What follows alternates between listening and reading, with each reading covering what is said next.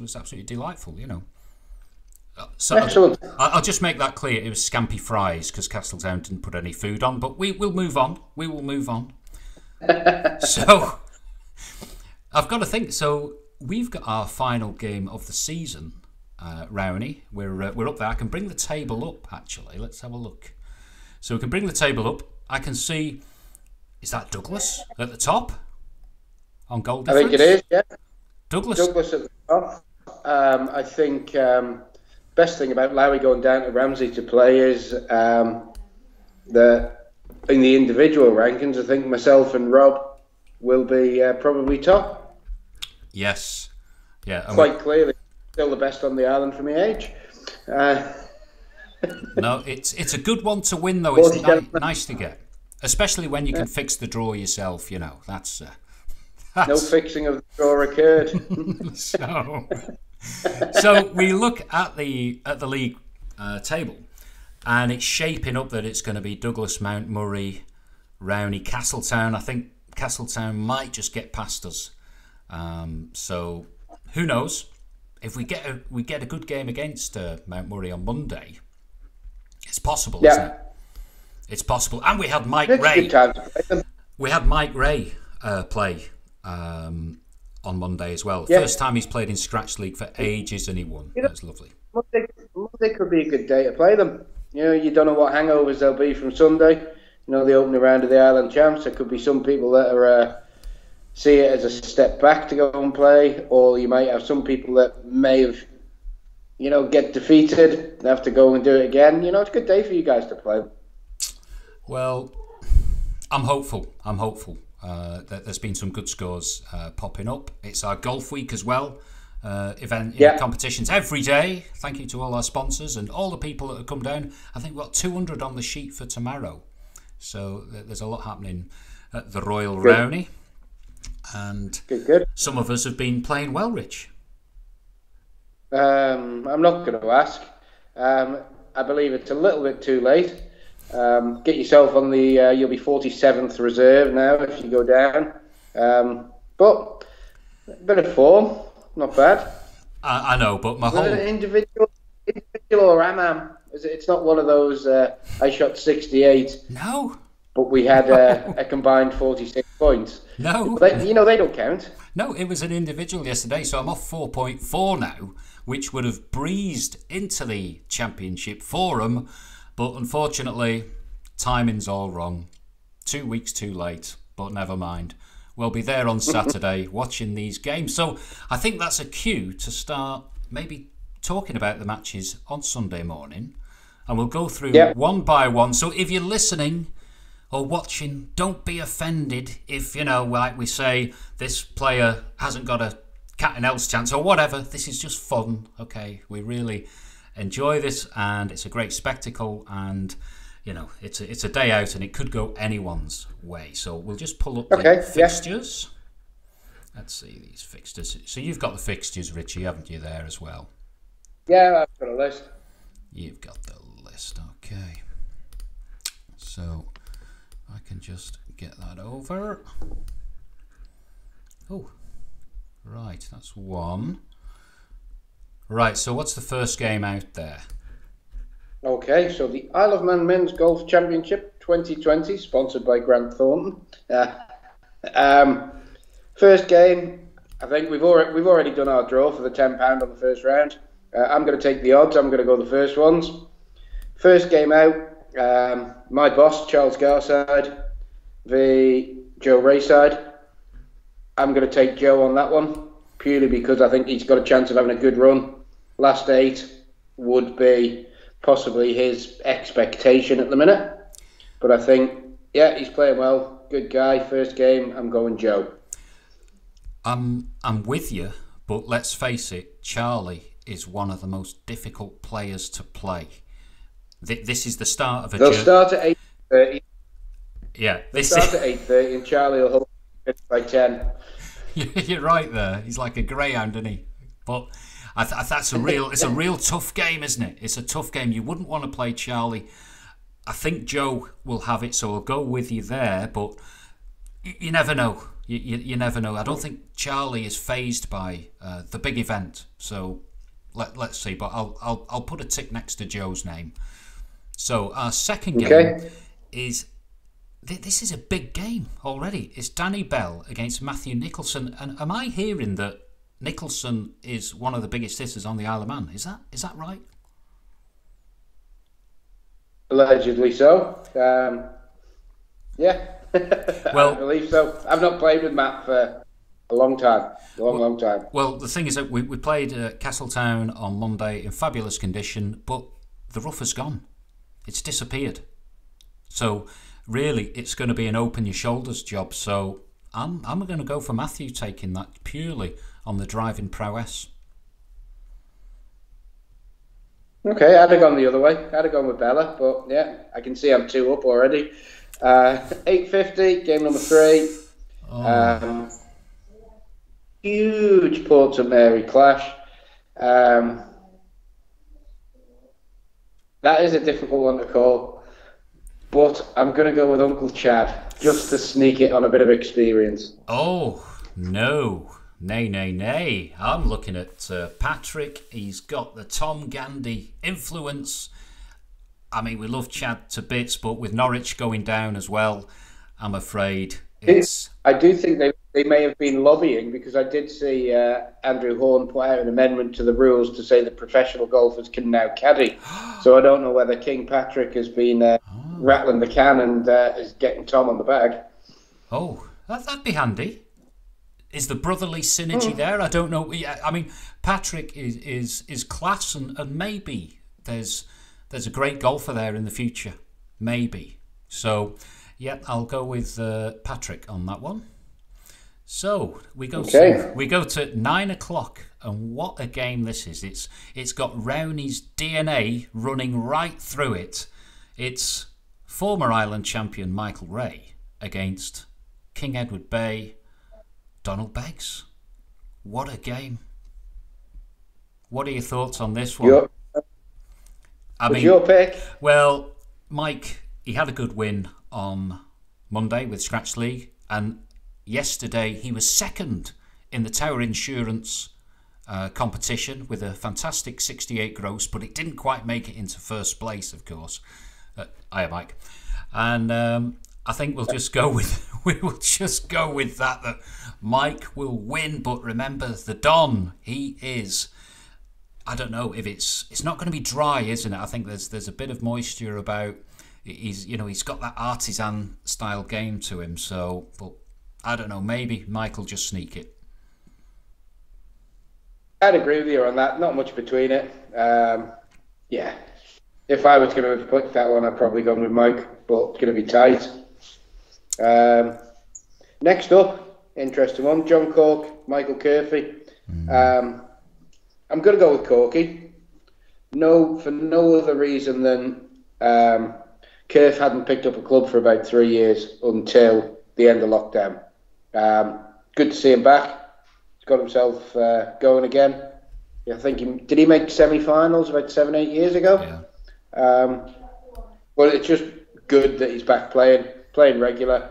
He will do well at Pulley in the next few weeks once he gets back. But just on the fact he's been away too long, I'm going to go with Corky there. Yeah, I'm with you on that. He's on fire. Scratch League, I think, had a sequence of birdies, and he's got those beautiful tailor-made 790 irons. Have you seen them? I've no idea about equipment at the minute. You know, you could talk anything, it just goes right over my head. You got big whackers and shiny whackers, and I don't know what when people start talking about shafts and this, that, and the other, no idea. Oh, well, these are shiny whackers, so maybe when you're down there at the weekend, you can check them out. Beautiful set of kit there. So, yeah, I'll go with Corky, former Ireland champion 2007 at Rowney. Yeah. Okay. Right. 9:20, Gary Hunter, Liam Cameron. Where are you going there? It's Liam all day long. Super strong, absolutely focused, practicing like crazy these last few months. Very disciplined. I mean, I can't see it going any other way, really. Yeah, I'd have to agree. Gary's dangerous. I know he's struggled the last few years. He was down to scratch at one point, Gary. Then his handicap went out to about 5.5, almost 6.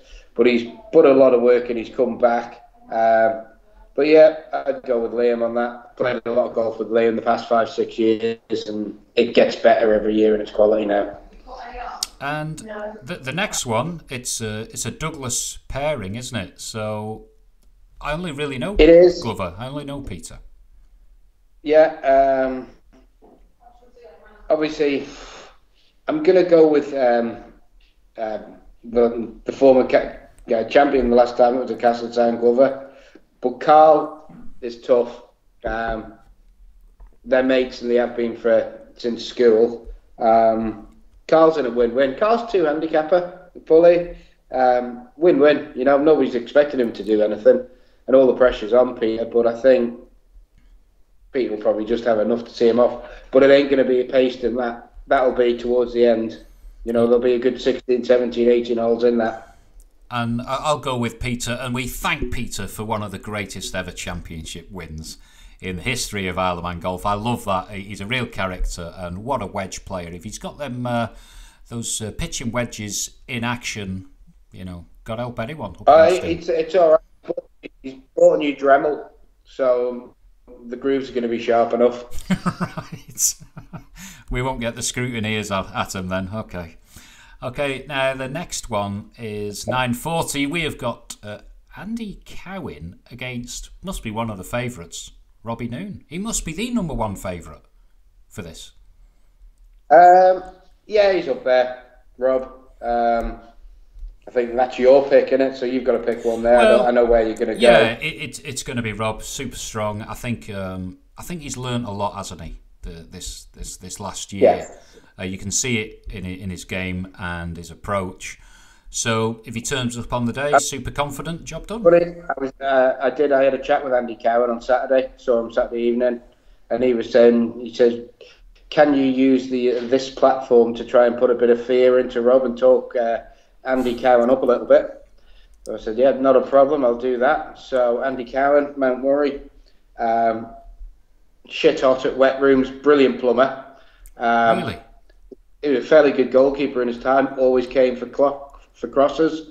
So, yeah, if there's any corners, he's got Rob taped on that. And if Rob needs a new bathroom, he better look out. What a recommendation. Yeah, pick him up enough. For all your plumbing needs, Andy Cowan. So, yeah. We'll go for Rob on that one. Yeah.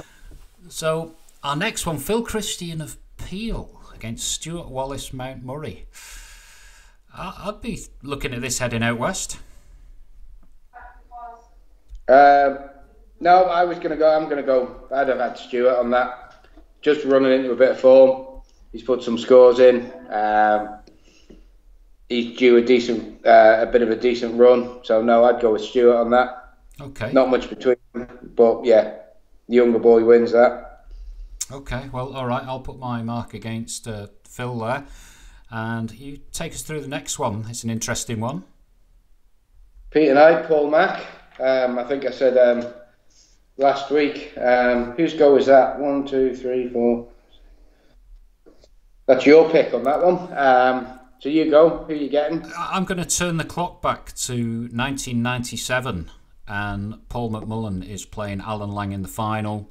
I think the magic is going to return. Did you watch that final? He chipped in on the back of 15, wasn't it? I remember that. The one that sticks out for me was his second shot into the road hole in the second round, where the flag was back right, and Macca from the right of the fairway took it out, kind of over where the road cuts in, hit it 4-5 foot. It was just absolutely top draw.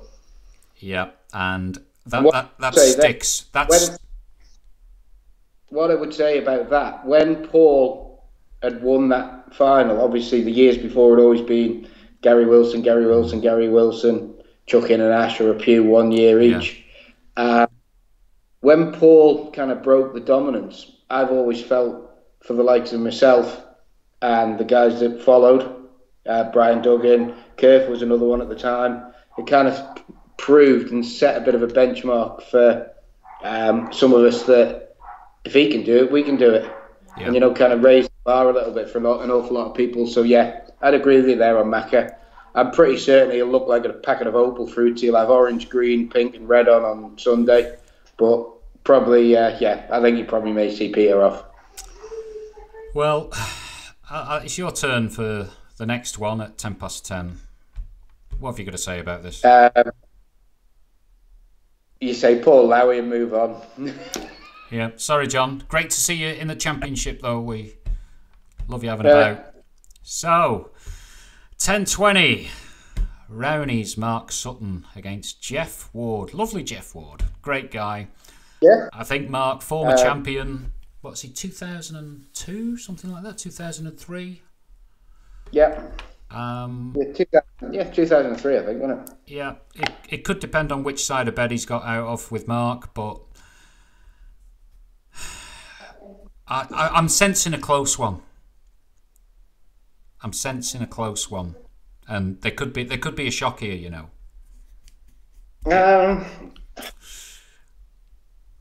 I think you're right. Could be tight. Jeff's got brother Keith on the bag, which I'm pretty certain Keith won't be too chuffed about. Your pick? You know what? I'm going to go for Jeff.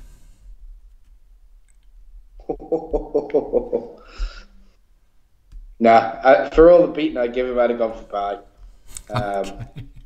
I think he's good, yeah.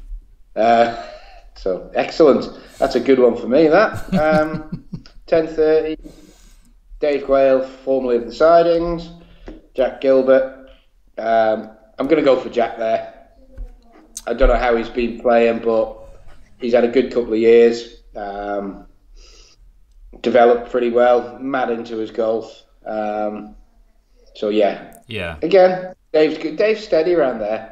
You know, he's always one of those you think, oh, he's going to be a nuisance in Scratch League if you get him because he's steady and he's pretty tidy around there.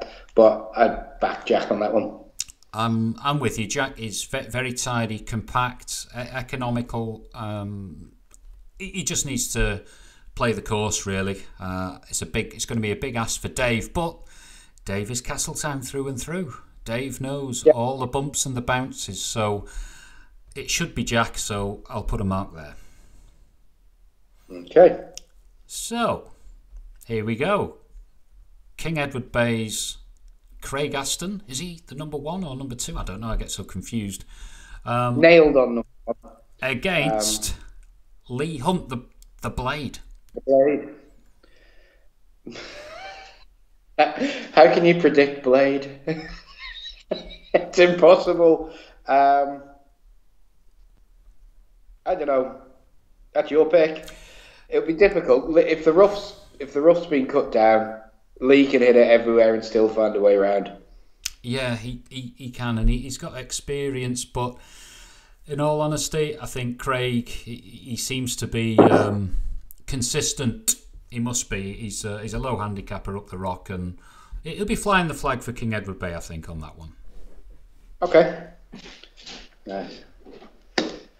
Mark Curfew, Simon Murray. Oof. What a horrible game. What a horrible game. You cannot call you cannot call this. All the Murrays can play around there. Curf's got all the experience you want. If that's my pick, I'm going with Curf because he's always tough to beat. Doesn't give much away. But Simon Murray's tidy around there. I think he had him or his brother had a course record down there for a while. So Simon Murray had the course record. Okay. Simon Murray is a unique golfer who could surprise us all. He could go right down, the last 8 to the last 4 on this one. I was watching Mark in Scratch League on Monday. He looks impressive. He seems, what can I say, a very mature golfer now. He's in the bubble. He knows what he's doing, but it is going to be the game from hell, this one. And I think if there's going to be a surprise, it could be this game, and it'll be that Simon Murray wins. Right. Okay. Now another cracking game straight after that. Jules and Lee Morgan. How do you call that? Jules has got all the experience around there. You know, 7 or 8 championships, Jules? Muffin's one of the 4 men and be looking for a run at it. But I don't know. I'm going to go Jules on that. No, it's the Pie Man 2. It'll be Lee's game. Lee Morgan will take that. Both at Mount Murray. 11-10. I think Mount Murray is probably the only club that Jules hasn't won a championship out of, because he's won it playing out of Douglas, he won it playing out of Ramsey, I think he's won it playing out of Castletown, probably won it playing out of Round, did he? I'm not sure on that. I'm not sure. This was discussed the other night with one of our venerable members, Mr. Michael Cooley, and I don't think he did, but we'll check the record books on that one. Okay. 11-10. Paul Mackey, my mate. I play most of my golf on a Saturday or a Sunday with Paul against Moot. Is this mine? Is this my call? My turn? I've lost track. If it is, I'll be going with Kevin, but that's only because I don't know Paul's background. I don't really know him. Mackey's. I was a bit. Paul Mackey's. Do you know what? It's in a way it's a pity that the draws come out like that for Paul, because his golf over the past 3-4 years has improved greatly. He was a bit of a wild 4.5 handicapper. He's reined it in. He's getting better and better. He was saying, we were chatting on Monday night, and he was saying, well, he's in a situation of no expectation. But it won't be a walkover for Kev. You know, again, myself, Paul and Kev play a lot together. It'll be tight, but not much of a surprise on the cards there. I think Kevin will, as he can do. He can find a way to win. That experience will show through, no doubt. So Kevin Moore for me as well. So 11-20, we've got John Oates against Chal. Chal is back. Yeah, I believe so. I did read the lovely write-up on Isle of Man Golf's Facebook page, their preview of the championship, when it said Andrew Challoner 66 off the blue tees. Let's just put that in perspective. It was 44 points. And I don't think Chal should ever be allowed to forget that. So, you're going to lead. John Oates has come back to golf past 2-3 years ago. Plays between Pulley and Castletown, but you're going to go with Chal. Chal could have a good week down, or good fortnight down there. He's still quality. Absolute quality. He's off. Is he scratch or one or something? I think he's round to scratch, but you know, he's one of those. Yeah. Again, top draw down there. He is. You could say he's like the Colin Montgomery, isn't he, of Isle of Man Golf? He's got so close to it, but it never seemed. He never just had that luck to get over the hurdles, did he? In the championships in the past. Funny one, Charlie. He went through a little phase where he qualified, no bother. You know, he won the qualifiers medal. It was one of the best qualifying day performances years ago down at Castletown, where he shot a ski, he was 4 or 5 clear of the field. Yeah. But then he'd go and get beat on a Tuesday night, and you'd scratch your head. How's that happened? Because with a card in his pocket, it was superb.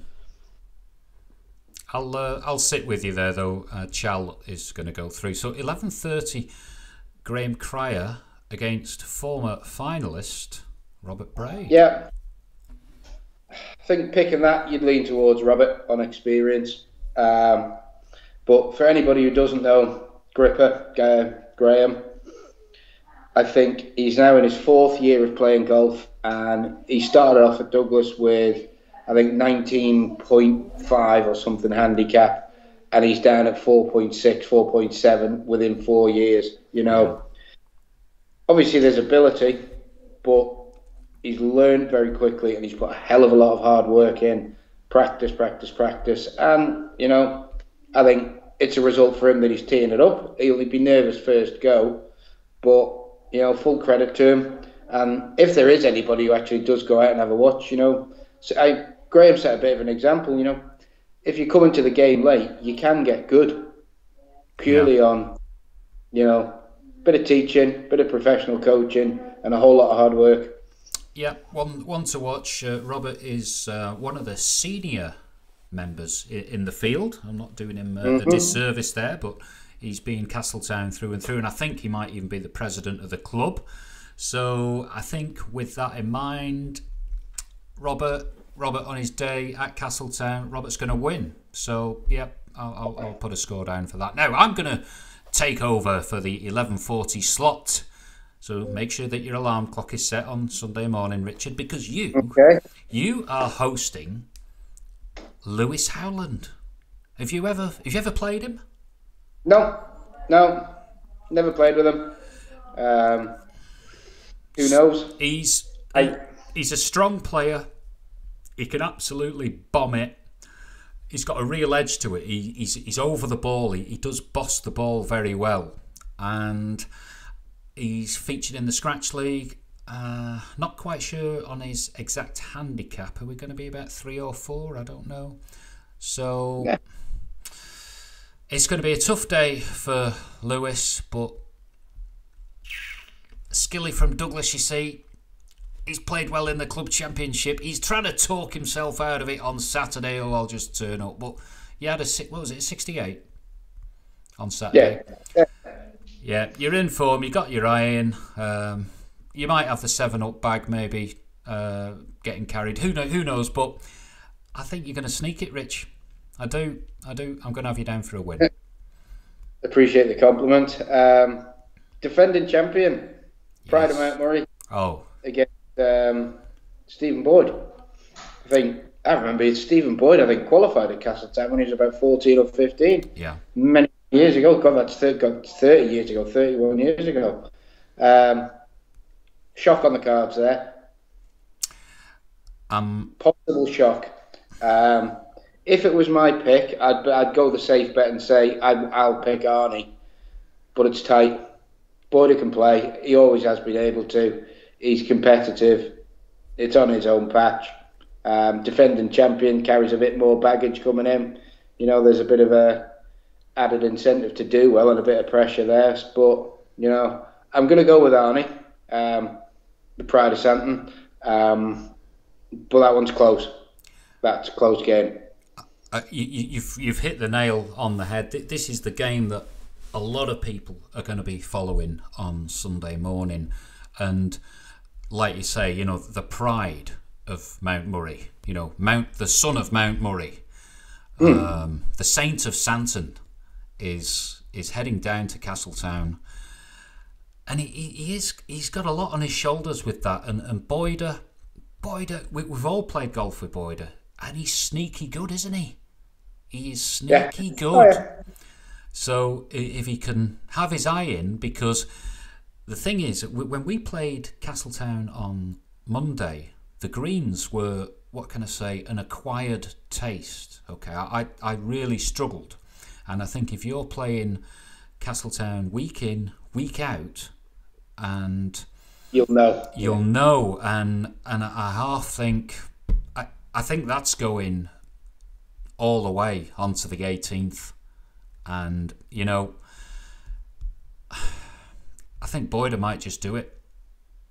Okay, yeah, it's going to be tight. 12 o'clock, Adam Tier from Douglas and PJ Vermeulen from Castletown. I don't know much about PJ. Adam's good, but he's just come out of hibernation, having not really played for about 9 months. He tends to do that. Clubs gather dust, but he's tidy, he's good. I would say it's actually your pick on that one. So it's PJ all day long. Super strong player. Really, he's not involved in the Scratch League or playing other courses so much. I think, you know, he's a very busy guy, but he's very skillful and strong, and he's just got that determination as well. and of course it's the family course, isn't it? He'll be keen to platform it as much as possible, and the course is going to be playing long. It really is. Thinking about it, it really is, and PJ can smash it. Okay.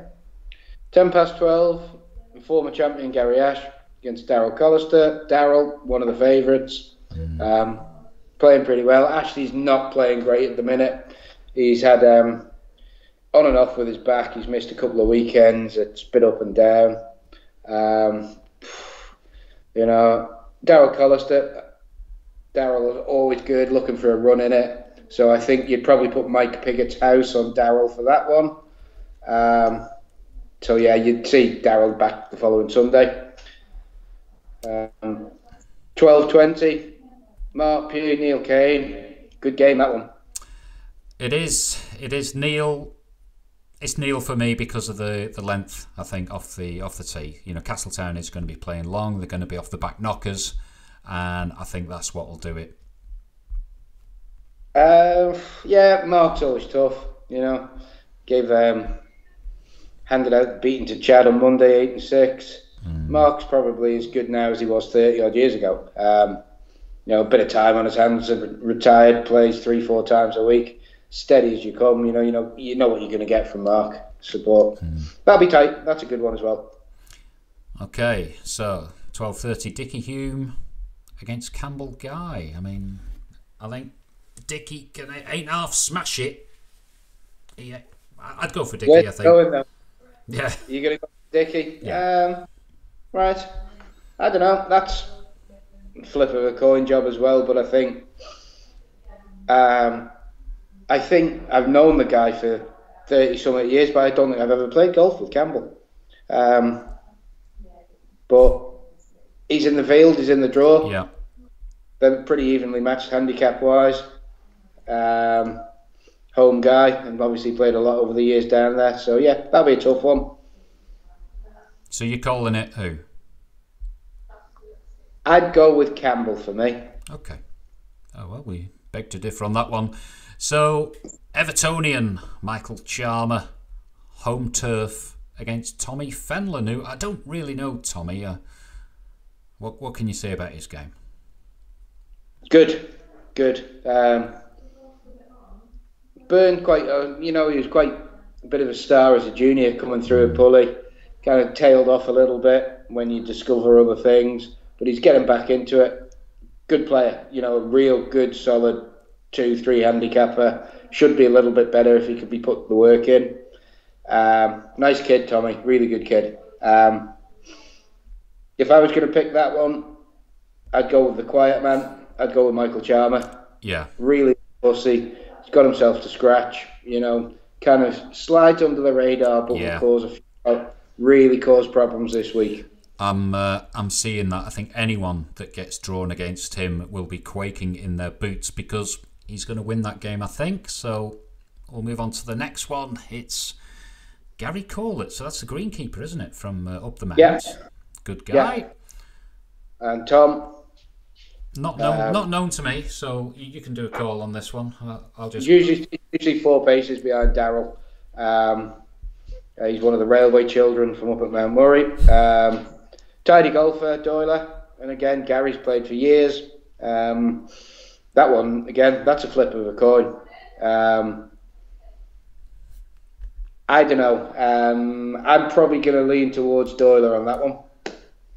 Okay, well, I'll just take. I know Gary, so I'll put my mark on him.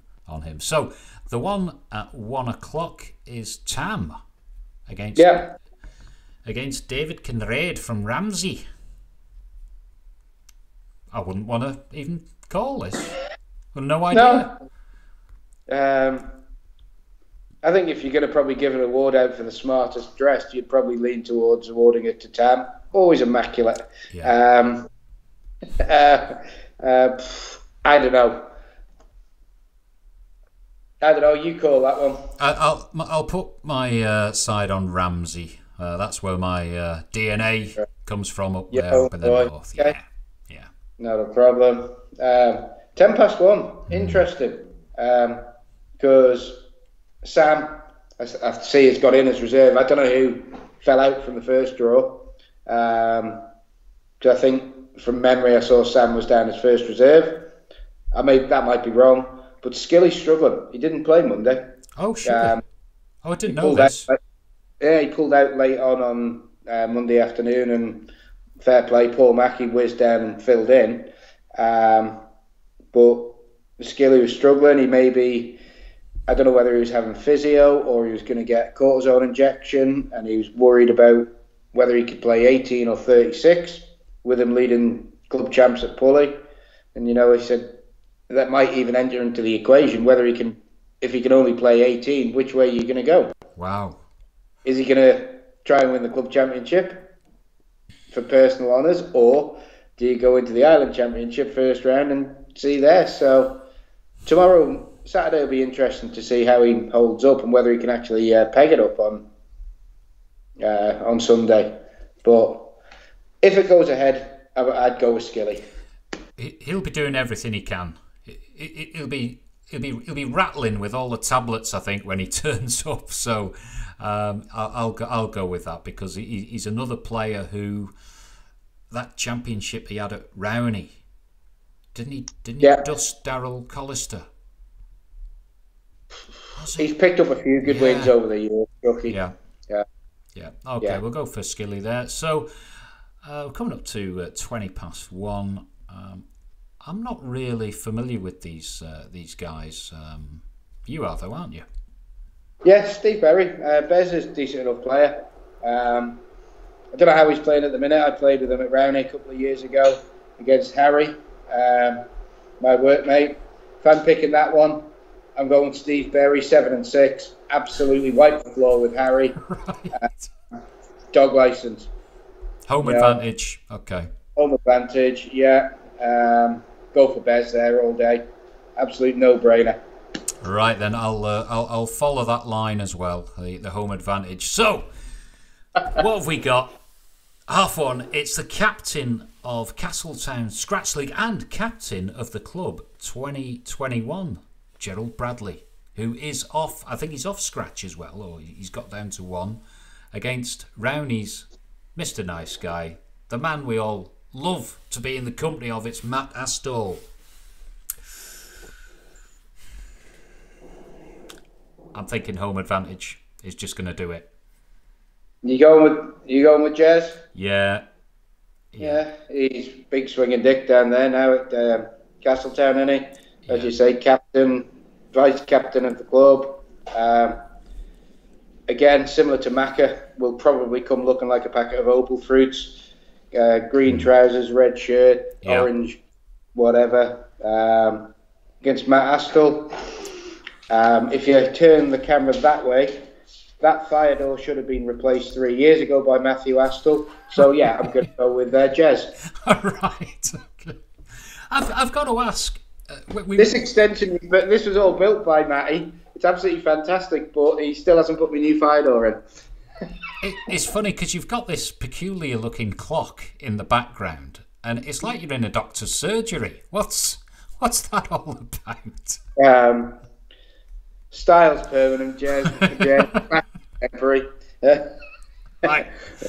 Okay, I think the missus is going to get upset at that. So we'll move on to the final game, and it's Marcus Avery against Greg Stalker. So again, I wouldn't really want to call it.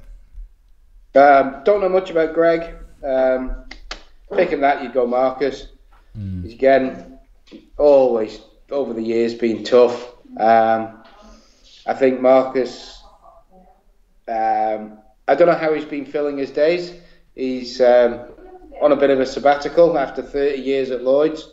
Semi-retired. Yeah. So whether he's been filling his days by hitting lots of balls and playing golf, but yeah, Marcus has always been tidy. I don't know Greg, so I don't want to do him a disservice. I'm going to go with the way that I know. I'm going to go with Marcus. Yeah, I must admit, I look at the Mount Murray players, the low handicappers that we've got competing in the championship, and they're always going to be a good bet because you've got to be able to hit the ball at that place. And, Mount Murray's own Jamie Arneal, That he's got that advantage, hasn't he? He's got that length. He can really smash it. And a lot of the players who are up there, you know, you look through the list. You've got the likes of Richard Hume, Gary Corlett, of course, Darrell. Yeah, they do look good. You know, Mark Harry, some of these guys that you might not be familiar with, Stu Wallace, Yeah. Doyler. You know, they all hit good, and they have to up there. It's not a driver wedge golf course, so. You know, that's probably why some of the Mount Murray boys over the years have always done quite well down at Castletown. Absolutely. Well, that just about wraps it up. I think we should have a bit of a review of Scratch League and the outcomes of these games next week, maybe. This time next week, who knows? The very best of luck to everyone who's taken part in the championships, and we will cover the ladies section when the games come up. I think that's a week on Sunday, so we'll be giving everyone the right level of airtime, and it's sponsored by Grant Thornton, and we thank them. That's Dennis McGurgan. Dennis McGurgan, yes. So a great supporter of Manx Golf year after year, and you know, putting these events on. Castletown is going to be. It's going to be interesting, isn't it? That 18th hole, I played it for the first time on Monday, and I actually think it's a cracking hole. I haven't played it. I haven't played it, and I think I may have said it to you before. When I play against Lewis, I said, I hope either way, whether it's me or him, it's over by the 18th, because I haven't even a clue which way to face now. It's never seen it. It was a driver 9-iron 2-putt, and there's a load of room at the back of the green. There's a load of room. So fair play to them. I'm looking forward to it. Yeah. You know, best wishes to everybody playing. Apologies if we've not picked you. Best of luck for everybody that's playing. Excellent. Right, we'll wrap it up. That's the golf chat finished for this evening, and we'll tune in again next week. Nice. Perfect.